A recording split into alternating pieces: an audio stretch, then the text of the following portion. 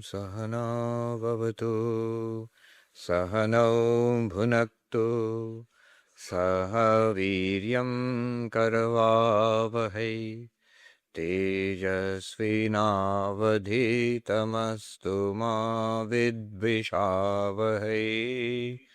Om Shanti Shanti Shanti.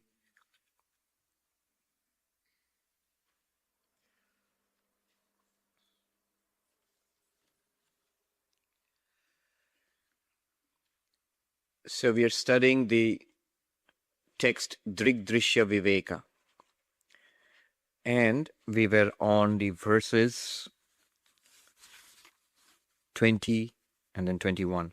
So let's chant 20 first. Asti bhati priyam rupam namam chetyang shapanchakam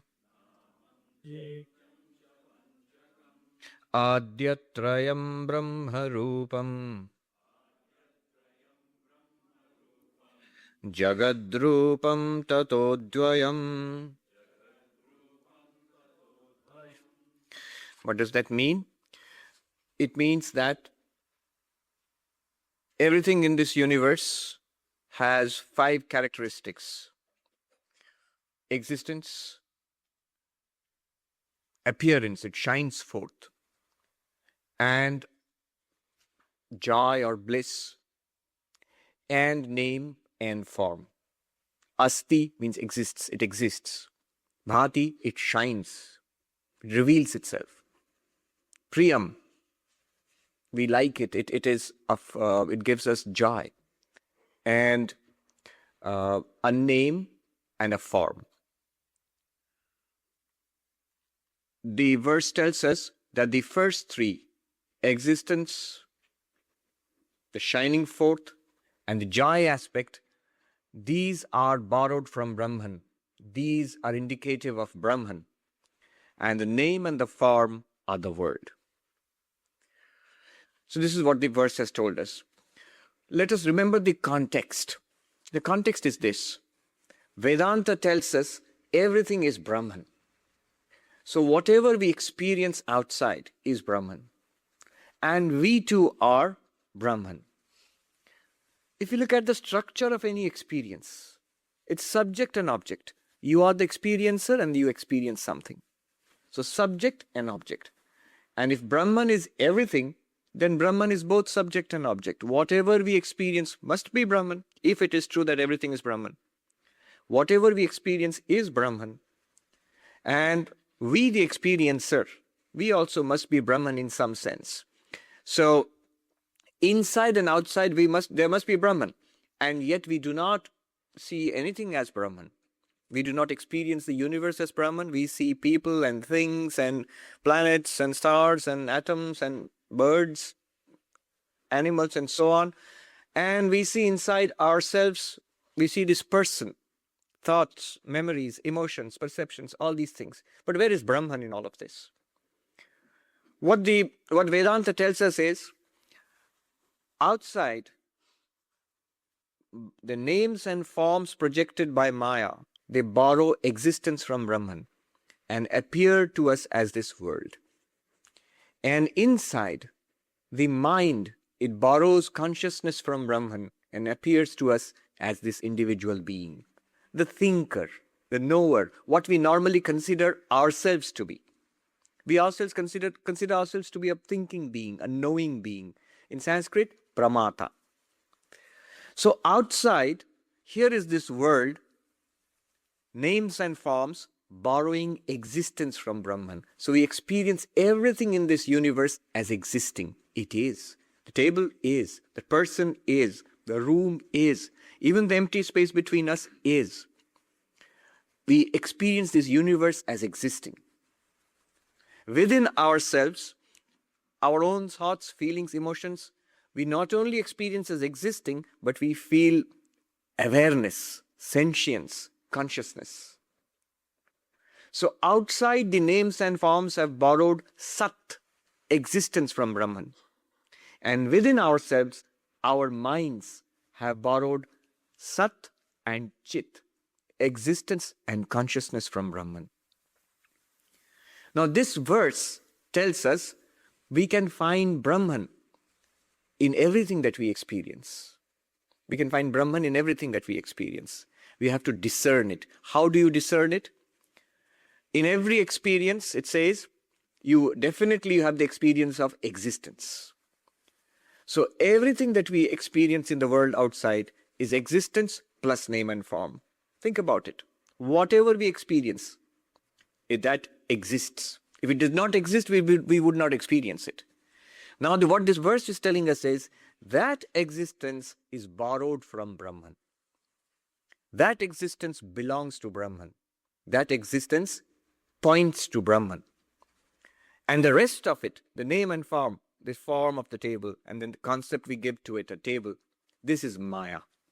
This is projected over existence. What changes is the name and form. It was a tree, then it was a log of wood, then it is a table. Maybe in the distant future it will be a broken table and pieces of wood. Names and forms have changed. But at every point, the tree exists. The wood exists. The table exists. And when we experience it as broken table, pieces of wood, exists.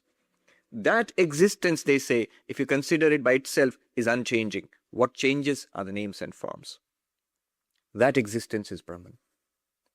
That you find everywhere, unchanging, in every experience. When we are trying to understand this verse, we had a little difficulty. The difficulty is this. In everything that we experience, we find existence. But when it says priyam, joy, pleasure, happiness, we don't find happiness in everything that we experience. In fact, many of the things that we experience are not at all happy experiences, are unpleasant. It's more cloud than sunshine. So what it says here is, one way of understanding this verse, I mentioned two ways. One way of understanding this verse is this. The traditional way of understanding the verse is this. All names and forms are capable of borrowing existence from Brahman. Obviously, otherwise you wouldn't feel that they exist. So everything borrows existence from Brahman. That's one. But only certain names and forms can borrow consciousness from Brahman. And those names and forms we call our subtle bodies, mind, intellect. So there alone we find consciousness.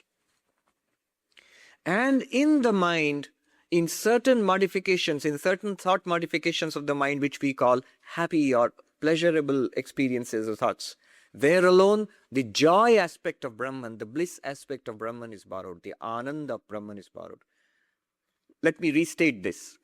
We experience asti, existence, everywhere. We experience existence and bhati, appearance, shining forth, consciousness, only in our minds. And we experience asti, bhati, priyam, existence, consciousness, bliss, only in the, what is technically called the sukhakara vritti, in the modifications of the mind where happiness is found, in the sattvika modification of the mind. What they mean to say is that Brahman, existence, consciousness, bliss is everywhere. Everywhere, inside and outside, in every entity, in every experience. Only certain entities, all entities are capable of borrowing the existence aspect of Brahman. Only certain entities, the subtle body, subtle matter, is capable of borrowing not only existence, but also consciousness from Brahman. And among the subtle bodies, in the subtle body also, when it becomes sattvika, when it gets thought modification of the form of joy, I am happy, in that moment, the mind reflects not only existence, not only consciousness, but also joy. Asti, bhati, priyam. This is one way of understanding it. And this is a good way of understanding it because it follows our experience. It follows our experience. We experience existence everywhere, in every experience. We experience existence plus consciousness only in our internal life, in our inner being, in our subtle body, in our mind, in our intellect. Think about it. You do not directly experience consciousness. The table exists, the microphone exists. That much we can experience. But the consciousness aspect of it is in my mind, by which I experience this table and the microphone. I do not directly experience any consciousness in the table or in the microphone. And joy. It may be Ananda, may be there everywhere. Brahman is there everywhere. Ananda, bliss is there everywhere. But I experience it only in certain thoughts in my mind. The happy thoughts, the happy experiences. So this interpretation follows our experience closely.